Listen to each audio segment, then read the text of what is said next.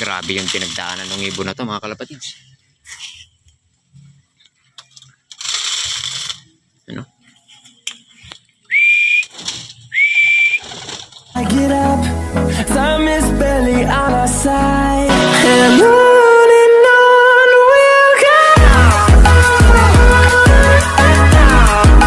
Back mga kalapatids. So for today's video mga kalapatids, ayan na. So yung kahapon na Super Smash na laban sa Santiago Isabela mga kalapatids. Ito pangalawang araw ito dumating si Chun-Li mga kalapatids. Ayan, naka-sticker pa. Buti nakalusyon siya mga kalapatids.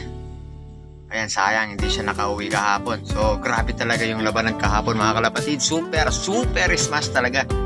So ayan, sa daming naglaro mga kalapatids, ilan lang yung nag-clock. So ayan, buti nakalusot yung isa nating ibon na yan, si Chun-Li mga kalapatids. So ayan, hindi ko siya nakitang kanina. Hindi ko nakitang dumating.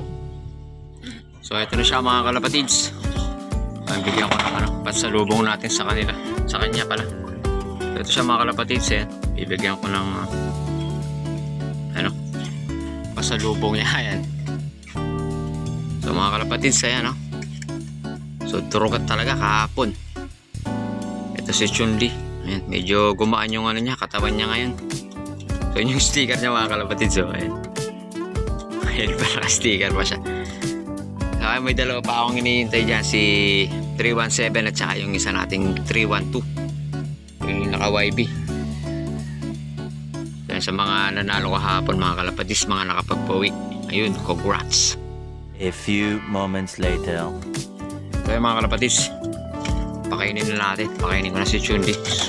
Grabe yung pinagdaanan ng ibon na to mga kalapatids.